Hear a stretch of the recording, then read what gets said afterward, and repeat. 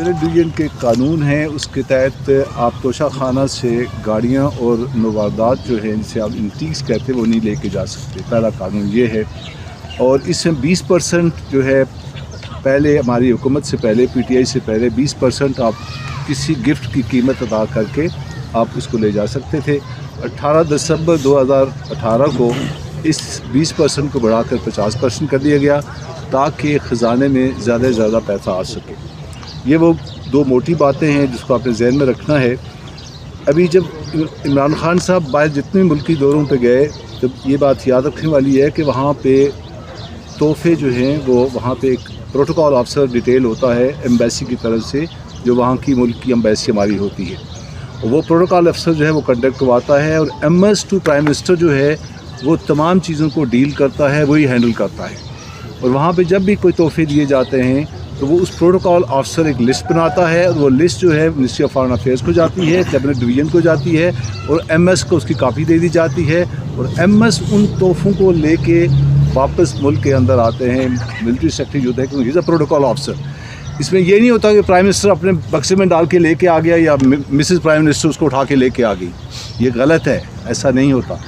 वो आके जो है उसको कैबिनेट डिवीजन में जमा करवाते हैं। कैबिनेट डिवीजन का तरीका क्या है, वहाँ पे अप्रेजर्स होते हैं जो उसकी अप्रेसमेंट करते हैं।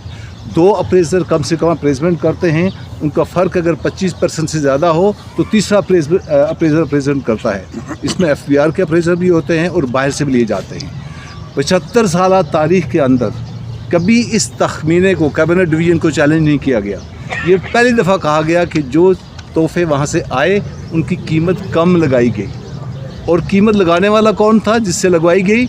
एक मैट्रिकुलेट सिविलियन बाहर से लाया गया, उसने कीमत लगाई और जब उस पर जीरा की गई तो उसके हाथ पाँव फूल गए और जीरा को वहाँ पे ख़त्म कर दिया गया। तो पहली बात ये है, ये जो असेसमेंट है जो हुई कैबिनेट डिवीजन के अंदर उसका 50% पैसा पे किया गया और ताइफ जो है ऐन कानून के मुताबिक जो है वो लिए गए। दूसरी बात यह है कि ये कहा गया कि ताइफ जो है बग़ैर डिक्लेयर किए कैबिनेट डिवीजन के वो घर ले गए। ये बात भी गलत है। इसलिए प्राइम मिनिस्टर ने कहा था कि आप मेरे MS को एज अ विटनेस लेके आ जाएं, बिकॉज़ प्राइम मिनिस्टर चीज़ों को नोट नहीं करता, कौन सा गिफ्ट आया कौन सा गया, ये तो MS का काम होता है। लेकिन इमरान खान साहब को किसी गवाह को पेश करने का इसमें मौका नहीं दिया गया। तीसरी बात ये है कि जनाब ये क्योंकि एक तरह से स्टेट गिफ्ट थे, इनको बेच दिया गया, इनको बेच नहीं सकते थे। मुझे आप ये बताएं कि 75 ईयर्स के अंदर बहुत सारे प्राइम मिनिस्टर और प्रेसिडेंट्स को ये तोहफे मिले और उनमें से बहुत सारे फौत हो गए। क्या उनके वो तोहफे वापस स्टेट को आए या उनकी औलादों को चले गए? वो उनकी औलादों को चले गए क्योंकि ये ज़ाती मलकियत होते हैं।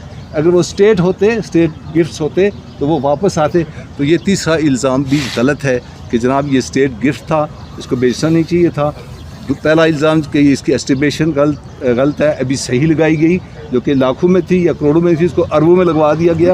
और तीसरा बगैर डिक्लेयर करके ले जाया गया। ये तीनों बेसिक इल्ज़ाम गलत है। असल केस जो है वो तोशा खाना का वो 3 गाड़ियों का है। एक गाड़ी जो नवाज शरीफ आई थी, मर्सिडीज़ गाड़ी जो सऊदी अरब से आई थी, बुलेट प्रूफ थी, करोड़ों रुपए की। और कैबिनेट का लॉ कहता है कि अब गाड़ी लेके नहीं जा सकते। वो लेके चले गए। 2 गाड़ियाँ जरदारी लेके चला गया, एक जो आई थी लीबिया से और एक जो आई थी UAE से, वो भी करोड़ों रुपए की बुलेट प्रूफ गाड़ियाँ थी जो लेके चले गए। असल केस वो है जो आज भी नैब में अंडर ट्रायल है, जिसमें तकरीबन अमेंडमेंट की वजह से वो रुका पड़ा है। जब ये ट्रायल होंगे तो ये इनकी कन्विक्शन पक्की लाजमी है। तो ये तोशा खाना का बेसिक केस है। और आखिरी बात जो है इसमें बड़ी इम्पॉर्टेंट ये है कि मुझे ये समझ नहीं लग रही, मेरे 13 साल नैब के अंदर गुजरे हैं, कि नैब की सेक्शन 9A के तहत मिसयूज ऑफ अथॉरिटी या जब आप कोई चीज़ लेते हैं, अनड्यू बेनिफिट लेते हैं, तो वो अनड्यू बेनिफिट में loss to the state determine करना होता है। मुझे ये बता दें कि लॉस टू द स्टेट कैसे हो गया? किसी ने गिफ्ट दिया, वो गिफ्ट लिया गया, वो कैबिनेट में आया, उसकी कीमत अदा हुई, पब्लिक का पैसा कहाँ से बीच में आ गया कि लॉस टू द स्टेट तो ना हुआ ना। तो लिहाजा ये जो इल्ज़ाम है ये भी गलत है।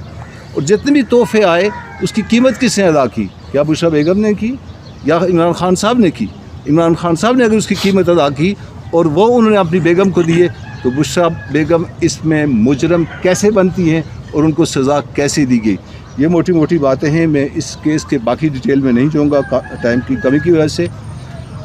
दूसरा केस है, इसमें आप सवाल जवाब के अंदर पूछ सकते हैं। दूसरा केस है साइफ़र केस।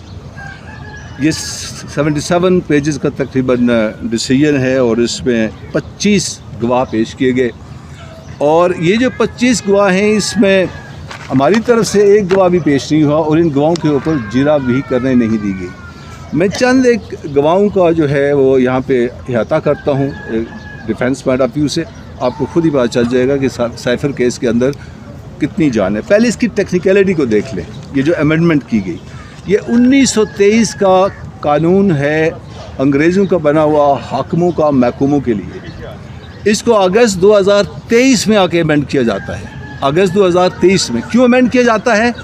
एक मटेरियल उठाया जाता है और उस पर केस बनाने की कोशिश की जाती है 1923 के मुताबिक। पता चलता है कि 1923 के मुताबिक तो केस नहीं बन सकता, तो क्या किया जाए? चलो इसको अमेंड कर दिया जाए। तो लॉ को अमेंड कर दिया गया। पहली दफ़ा कानून के नाक को मरोड़ के उसको केस की तरफ मोड़ दिया गया। मुझे ये बताइए, और उसकी सेक्शन 2(1) कहती है कि ये इमीडिएटली इफेक्ट में आएगा, रेट्रोस्पेक्टिव पीछे नहीं जा सकता। तो मुझे ये बताइए कि अगस्त 2023 का अमेंडेड लॉ 2022 के मार्च अप्रैल के केसेस में कैसे चला गया?